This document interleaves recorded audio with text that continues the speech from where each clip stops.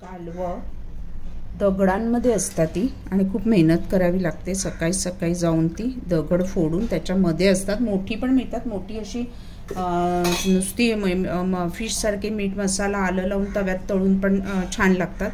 आपण सुकं बनवतोय कांदा टोमॅटो घालून. नॉर्मली थंडीत आणि पावसात खाल्ली जातात. पावसातही मिळत नाही, थंडीत वगैरे अशी बरीच मिळतात. खूप महाग असतात आणि थोडं गरम असल्यामुळे ती थंडीत खाल्लेली बरी. चवीला अप्रतिम, शिंपल्यासारखंच चवीला अप्रतिम चव असते. त्याची साफ करायची एक पद्धत आहे. ह्याचा रस्साही बनवला जातो, मालवणी सार किंवा चिकनसारखं गरम मसाल्याचं वाटण घालून तसंही बनवलं जातं. आणि सुकई आणि याची भजी इतकी अप्रतिम लागतात ना. मी थोडी ठेवलीच शिल्लक भजी बघण्यासाठी, तर नेक्स्ट व्हिडिओ आपण भजीचा करू.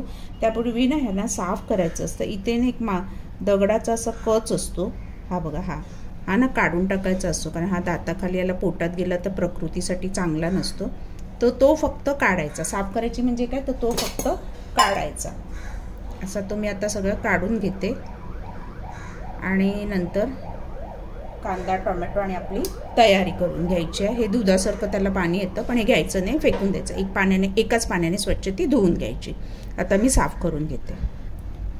आपण सुकं कालवांचं बनवण्यासाठी टोमॅटो अर्धा घेतला, एक अख्खा कांदा, कढीपत्ता, कोथिंबीर आणि हे आलं, लसूण आणि एक हिरवी मिरची मिक्सरमधनं भुरभुरून घेतले, कारण गावठी लसूण होती, बारीक चिरत बसायला वेळ जाईल म्हणून भुरभुरून घेतली. आणि आता कढई टाकली आपली, ऑइल त्याच्यामध्ये साधारण 2 ते 3 चमचे.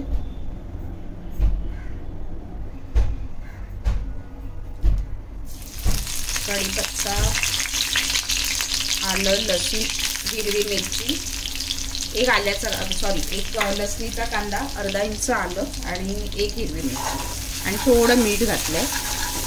छान आता तेलामध्ये परतून घेऊया. पण मालवणी मसाला वापरणार आहोत, त्याच्यासाठी मस्त लागतं भाकरी बरोबर, गरम गरम भाकरी.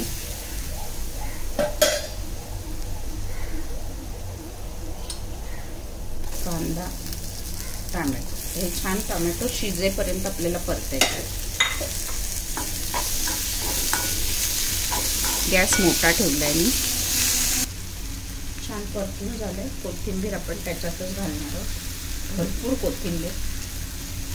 कालवं गरम असतात थोडी, त्यामुळे कोथिंबीर वगैरे भरपूर घाला. थंडीतच चांगली ॲक्च्युली. आता आपला हळद आणि मालवणी मसाला, 1/2 चमचा हळद, मालवणी मसाला. तर हे चांगलं आहे ना, तेल सुटेपर्यंत आपल्याला परतून घ्यायचं आहे. मीठ राहिलं आहे आपलं टाकायचं, मीठ थोडं कमीच टाकायचं. मी आलं लसूण वाटताना असं पण आपण मीठ घातलं होतं थोडंसं, तेल थोडं कमी वापरलं आहे मी. आणि आता आपण कालवं सोडूया आपली.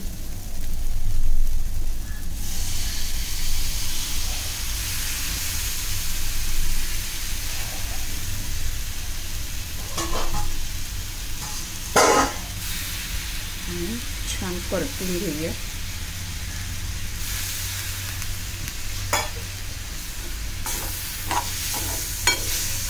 समुद्राच्या दगडांवर हे कालवं भेटतात. ठोकून दगड फोडून ती काढली जातात. काही दगडांवर असतात तर काही दगडांच्या आतमध्ये असतात. आता ही छान आपली मस्त, खूप वेळ लागत नाही शिजायला, अगदी 2 मिनिटात आपली रेडी होती. आणि नंतर मीठ का मी कमी बोलली, कारण समुद्रात असतात कालवं आणि ऑलरेडी ती थोडंसं त्याला एक मिठाची चव असते, त्यामुळे मिठाचा अंदाज घेऊनच मीठ घाला. आपली कालवं तयार आहेत. भाकरी, चपाती किंवा नुसत्या भाताबरोबर खाण्यासाठी पण खूप छान चव लागते. कालवाचं सुकं करून बघा.